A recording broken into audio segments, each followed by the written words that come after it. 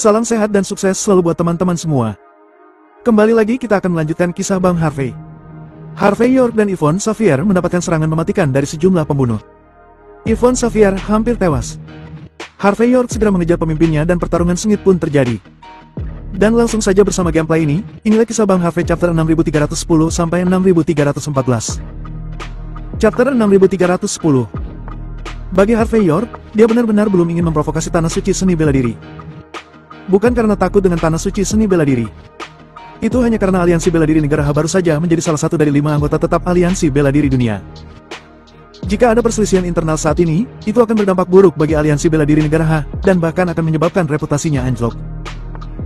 Ini juga merupakan alasan mendasar mengapa konferensi seni bela diri dari negara akan diadakan di Wolsing. Harvey York tidak diberitahu, sehingga dia tidak akan bisa membuat masalah. Namun, Harvey York tidak bisa membayangkan bahwa saat ia berdedikasi untuk negara, perilaku semacam ini dilakukan oleh beberapa orang, itu jelas menunjukkan kepengecutan mereka. Mari kita pergi dan lihat situasinya. Untuk menyusahkan seseorang, selalu ada bukti yang tertinggal. Harvey York berdiri setelah berpikir sejenak. Yvonne Xavier sedikit mengangguk, membawa Harvey York keluar dari halaman, dan berkata sambil berjalan. Tetapi jika kamu pergi sekarang, aku khawatir itu akan merepotkanmu. Dia menunjuk pada sersan putih batalion harimau yang dikirim Meili untuk melindungi Harvey York. Harvey York berkata dengan acuh tak acuh. Orang-orang ini akan tinggal di sini. Meskipun itu tidak berpengaruh banyak untukku. Tapi dengan banyak orang, itu juga merupakan penghalang besar. Mendengar kata-kata Harvey York, Yvonne Xavier sedikit mengangguk, tetapi dia mengerti apa yang dimaksud Harvey York. Orang-orang yang menjaga tempat ini memiliki status diplomatik. Jadi orang-orang dari keluarga papan atas dan klan kuno harus berpikir dengan hati-hati tentang apa yang ingin mereka lakukan pada Harvey York saat ini. Lagi pula, jika seseorang secara tidak sengaja menyebabkan perselisihan diplomatik, itu akan membuang-buang waktu untuk menyelesaikannya. Setelah menolak permintaan sersan dari batalion Macan Putih untuk mengikutinya, Harvey York dan Yvonne Xavier segera menuju Ferrari yang diparkir. Namun, saat dia mengeluarkan kunci mobil untuk membukanya, alis Harvey York berkedut. Detik berikutnya, dia segera mendorong Yvonne Xavier ke tanah. Duar! Mobil sport Ferrari itu meledak seketika dan berubah menjadi kobaran api yang ganas. Jelas, dalam waktu singkat, saat Yvonne Xavier pergi mencari Harvey York untuk melaporkan pekerjaannya, seseorang telah mengutak-atik mobil Ferrarinya. Seseorang menginginkan hidupnya, dan bahkan untuk memanen nyawa Harvey York. Pada saat ini, tidak hanya Yvonne Xavier, tetapi juga mata Harvey York menjadi sangat suram. Orang-orang dari Huning Bar melakukan hal-hal dengan sangat licik dan kejam. Ini semua harus dihitung dalam satu. 10 menit kemudian, Harvey York dan Yvonne Xavier duduk di mobil perusahaan yang telah dikirim dari Sky Corporation. Kendaraan ini berbaris persis sama, dan kacanya juga ditutupi dengan film hitam. Sehingga tidak ada yang bisa melihat dengan jelas di mana Harvey York dan Yvonne Xavier duduk. Jelas, setelah serangan putaran pertama, Yvonne Xavier menyadari kelicikan pihak lain. Dalam hal ini, untuk membawa Harvey York pergi, sangat wajar untuk bersiap sepenuhnya. Harvey York tidak marah, tetapi melihat keluar jendela mobil dan berkata dengan ringan. Beritahu Reinhardt untuk mengirim Joris Zabel, Tyson Wood, dan yang lainnya ke Wolsing. Dalam situasi saat ini, musuh sedang mengancam. Jika tidak ada orang di sekitar kita, aku khawatir kita akan lebih pasif di masa depan. Selain itu, jika perlu, beberapa orang dapat dikirim dari Longman. Lagi pula, lawan kita cukup agresif. Ini pasti akan lebih ganas di masa depan, aku khawatir mereka akan melenyapkan kita semua sekaligus. Aku baik-baik saja dengan ini. Tetapi kamu dan Reinhardt harus memperhatikan keselamatan saat keluar. Bagaimanapun, bisnis Sky Corporation, kamu lebih hafal daripada aku. Chapter 6311. Harvey York tahu betul bahwa The Sky Corporation, dia saat ini adalah pemilik yang lepas tangan. Selain beberapa pedoman dan kebijakan umum, insiden khusus lainnya ditangani oleh Yvonne Xavier dan Reinhardt melalui negosiasi. Jika pihak lain membuat pukulan yang kuat, Yvonne Xavier dan Reinhardt mungkin akan mati. Kehilangan salah satunya mungkin sesuatu yang tidak bisa diterima Harvey York sekarang. Merasakan kekhawatiran Harvey York, Yvonne Xavier mengangguk lembut dan berkata, "Jangan khawatir. Mulai sekarang, aku akan berhati-hati dan mempersiapkan lebih banyak orang lagi. Tyson Wood dan Joris Zabel, aku juga akan membuat mereka bekerja sama satu sama lain. Terutama setelah Tuan Muda Zabel datang, kita dapat menjamin inisiatif dalam hal informasi." Harvey York sedikit mengangguk dan berkata, "Setelah Joris Zabel datang, biarkan dia segera mencari tahu kekuatan dan karakter apa yang menyerang kita selain Huning Bar. Meskipun Sky Corporation selalu berada di jalur. Tapi jika seseorang bertindak bodoh, kita juga bisa mengambil garis dominasi. Karena itu, mata Harvey York berbinar dan dia berkata, "Ngomong-ngomong, perhatian khusus harus diberikan pada masalah ini, apakah ada orang olah panjang umur yang terlibat? Aku telah bertarung dengan mereka beberapa kali. Aku rasa jika ada kesempatan untuk melempariku dengan batu, orang-orang di aula panjang umur itu pasti tidak akan sopan." Yvonne Xavier sedikit mengangguk dan menuliskan semuanya. Setelah ragu-ragu sejenak, dia tiba-tiba mengubah topik pembicaraan dan berkata, "Oh ya, Tuan Muda York. Akhir-akhir ini, ketika mendengar berita tentang kedatanganku ke Walsing, keluarga Xavier telah meneleponku beberapa kali memintaku kembali. Kurasa aku harus kembali dalam beberapa hari." Harvey York mengerutkan kening dan berkata, "Apakah ada masalah?" Mendengar kata-kata Harvey York, Yvonne Xavier tersenyum manis dan berkata, "Jika aku memiliki Tuan Muda York, itu sudah cukup. Jangan khawatir, aku tidak bodoh. Jika situasinya tidak tepat, aku akan segera menghubungimu sesegera mungkin. Namun, aku pikir sikap keluarga Walsing Xavier kali ini sangat baik." Harvey York sedikit mengangguk ketika dia mendengar ini, tetapi tidak banyak bicara. Jika masalah itu melibatkan urusan keluarga-keluarga Xavier, dia benar-benar tidak bisa mengatakan apa-apa sebagai orang luar. Setengah jam kemudian, konvoi itu berhenti dengan tenang di luar sebuah gedung perkantoran di jalan lingkar ketiga di Walsing. Tempat ini ditutup di mana-mana, dan dinding yang seharusnya gemerlap sekarang gelap gulita, tampak seperti makam suram di bawah sinar matahari. Harvey York dan Yvonne Xavier turun dari mobil dan memandangi gedung perkantoran yang sengaja dibakar di depan mereka. Bahkan dengan temperamen acuh tak acuh Harvey York, kemarahan samar melintas di mata mereka. Bagaimanapun, hal semacam ini terlalu menyentuh inti hatinya. Ini juga karena tidak ada korban jiwa. Jika ada korban jiwa, Harvey York mungkin akan menyerahkan seluruh cerita tentang pembunuh di balik layar sekarang. "Masuk dan lihat." Yvonne Xavier merasakan emosi Harvey York dan membuka mulutnya dengan hati-hati. Harvey York menghela nafas dan berkata, "Ayo masuk dan lihatlah. Kamu harus melihat apinya sebelum kamu dapat menemukan bukti kan? Ngomong-ngomong, orang-orang di pemadam kebakaran sangat aktif sekarang. Api telah padam, apakah mereka masih membantu kita mengevakuasi kerumunan di sekitar?" Saat Harvey York berjalan, dia melihat beberapa perubahan di samping. Ada lebih dari selusin staf pemadam kebakaran, yang tampaknya sedang membujuk beberapa orang di sekitar mereka saat ini. Adegan ini tampak normal, tetapi ada sesuatu yang sangat canggung. Chapter 6312. Api sudah padam, tetapi masih ada orang yang menonton. Pikiran ini muncul di benak Harvey York, dan penilaian sesaat membuatnya menyadari apa yang salah. Saat berikutnya, Harvey York langsung memeluk pinggang ramping Yvonne Xavier, mendorongnya masuk ke dalam mobil. Dan pada saat yang sama, dia melemparkan kunci mobil ke dalam, memberi isyarat untuk mengunci mobil. Petugas keamanan di depan dan belakang kendaraan komersial, baru saja akan bergegas keluar, tetapi terhenti saat melihat gerakan Harvey York. Harvey York segera memberi isyarat kepada Yvonne untuk menyalakan kendaraan dengan cepat. Yvonne Xavier tidak tahu mengapa, tetapi dia masih dengan cepat menjalankan perintah Harvey York dan membiarkan mobilnya langsung menyala. Vroom. Pada saat ini, staf pemadam kebakaran yang mencoba membujuk kerumunan untuk pergi, semua tiba-tiba menoleh. Meskipun mereka tidak memiliki senjata api di tangan mereka, mereka semua meraih crossbow yang bersinar dengan cahaya biru. Mereka langsung mengarahkannya ke posisi Harvey York dan menarik pelatuknya secara langsung. Dalam hujanan anak panah yang mengarah ke wajahnya, Harvey York terlihat sedikit muram. Di Walsing, tentu saja hanya sedikit orang yang berani menggunakan senjata api di jalan. Selain senjata api, Sleeping Dragon Crossbow juga merupakan senjata pembunuh mutlak. Orang-orang ini menggunakannya dengan sangat sesuka hati di siang hari bolong. Hanya dapat dikatakan bahwa mereka benar-benar sombong sampai tingkat tertentu. Wush! Harvey York berguling dan menghindari sejumlah anak panah, tetapi panah-panah itu melesat ke belakang dan mendarat ke kendaraan perusahaan. Dalam sekejap, kendaraan itu dihujani dengan anak panah, dan bahkan pada kaca anti peluru yang tebal muncul beberapa retakan.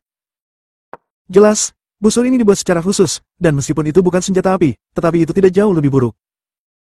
Ekspresi Harvey York menjadi semakin jelek. Dia sangat berpengalaman di medan perang dan melihat sesuatu yang salah dari beberapa hal. Jika pihak lain diserang dalam rangkaian serangan seperti itu, mungkin mereka akan terluka. Yang paling penting adalah bahwa panah orang-orang ini menggunakan racun dan itu sudah melanggar garis bawah Harvey York. Hanya saja sebelum Harvey York bisa mengatakan apa-apa, lusinan orang telah melepas mantel mereka. Mereka kemudian meraih pedang yang telah mereka persiapkan sejak lama. Sekelompok orang ini bergegas menuju Harvey York, dan beberapa bahkan mengeluarkan gergaji di tangan mereka, siap untuk memotong kendaraan perusahaan secara langsung. Ekspresi Yvonne Xavier berubah di dalam mobil.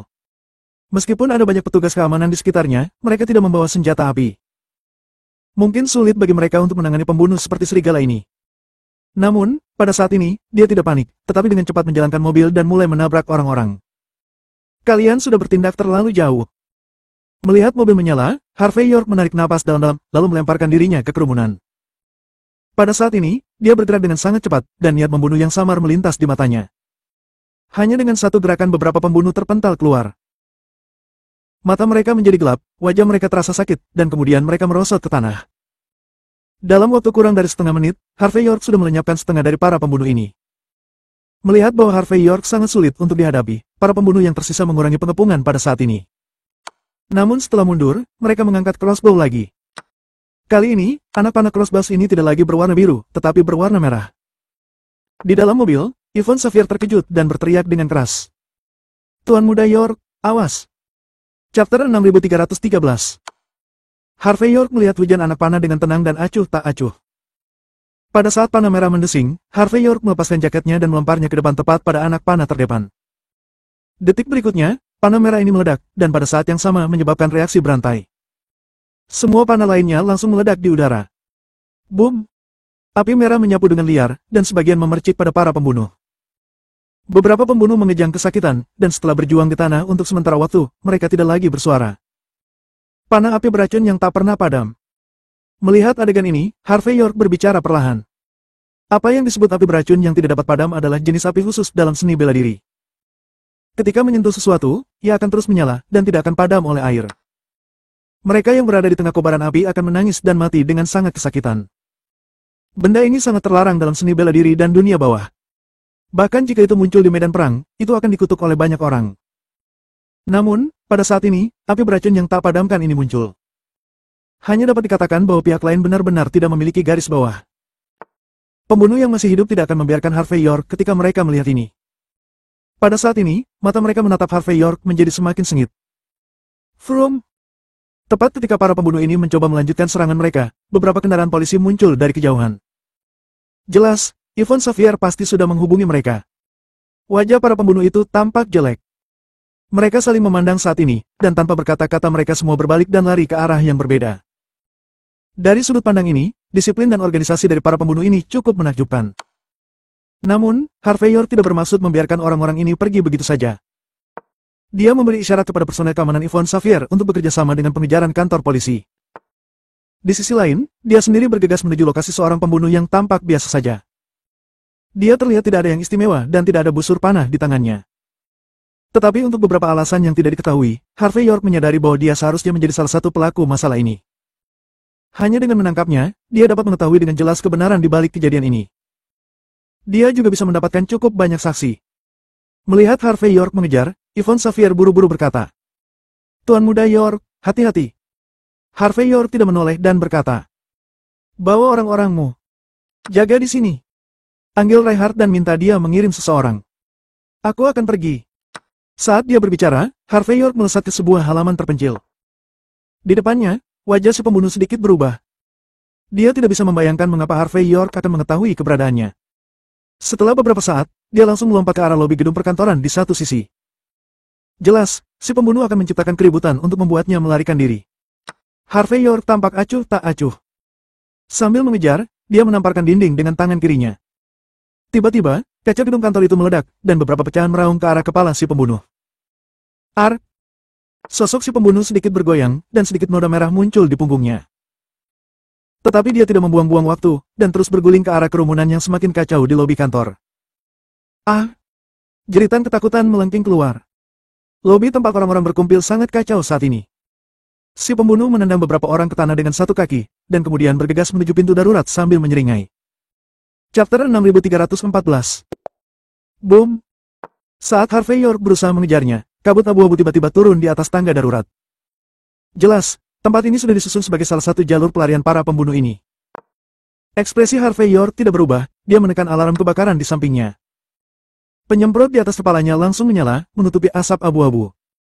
Tetapi pemimpin pembunuh itu tiba-tiba mencibir, dan dengan jentekan tangan kirinya, korek api yang menyala dilempar keluar.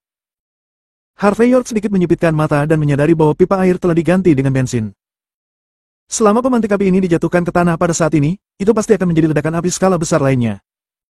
Harvey York berhenti sejenak, dan menggerakkan tangan kirinya. Gaya hisap yang kuat secara langsung menyebabkan pemantik jatuh ke tangan Harvey York, dan kemudian langsung padam. Hampir pada saat yang bersamaan, pemimpin si pembunuh langsung maju ke arah Harvey York. Dia mengayunkan pedang di tangannya dengan cepat ke wajah Harvey York. Serangannya yang cepat dan akurat, menunjukkan kekuatan mengerikan dari seorang dewa perang. Ekspresi Harvey York acuh tak acuh.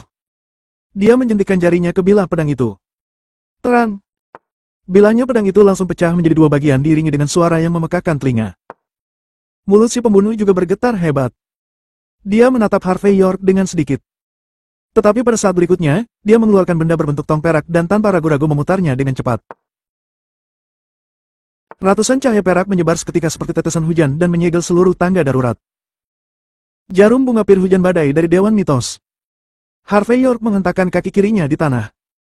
Seketika ubin pecah dan melesat keluar, menghalangi beberapa jarum perak pada saat krits. Dasar bajing. Melihat bahwa serangannya yang direncanakan dengan hati-hati tidak berpengaruh, pemimpin si pembunuh menjentikkan tangan kirinya, dan senjata api yang dibuat khusus segera muncul di tangannya. Dia segera membidik posisi Harvey York dan dengan cepat menarik pelatuknya. Dor dor dor. Timah panas dimuntahkan dari senjata api yang bisa meledakkan lorong darurat itu kapan saja. Pada saat ini, mata Harvey York menjadi semakin ganas. Jika dia tidak ingin menangkapnya, dia akan melenyapkan orang itu sejak tadi. Tindakan orang itu terus-menerus memprovokasi garis bawah Harvey York. Dor. Setelah tembakan terakhir, dia menyadari bahwa tidak ada lagi peluru di senjatanya. Si pembunuh segera berguling-guling dan langsung membuka pipa ventilasi di satu sisi, dan bergegas menuju jalan yang ramai di luar. Meski kawasan ini masih berada di jalan lingkar ketiga, ada pusat perbelanjaan di luar. Bahkan di pagi hari, banyak pejalan kaki yang berjalan kaki atau pergi berbelanja. Pemimpin pembunuh siap untuk menyebabkan kekacauan lagi, atau menyandera salah satu dari kerumunan untuk menyingkirkan Harvey York. Hanya saja setelah Harvey York mengikutnya dan pergi, dia tergantung dari jauh. Setelah 10 menit, keduanya menemui jalan buntu. Pemimpin pembunuh yang tidak pernah memiliki kesempatan untuk melarikan diri, tampaknya semakin tidak bisa tenang saat ini. Saat dia melihat Harvey York memasuki jalan buntu, dia tiba-tiba mengeluarkan belati dari pinggangnya dan menyerbu ke tempat Harvey York berada. Wush! Kali ini, serangannya bahkan lebih ganas daripada sebelumnya dengan niat membunuh yang luar biasa. Sayang sekali Harvey York hanya acuh tak acuh dan mengayunkan lengannya ke depan. Satu tamparan keras mendarat ke wajah pembunuh itu,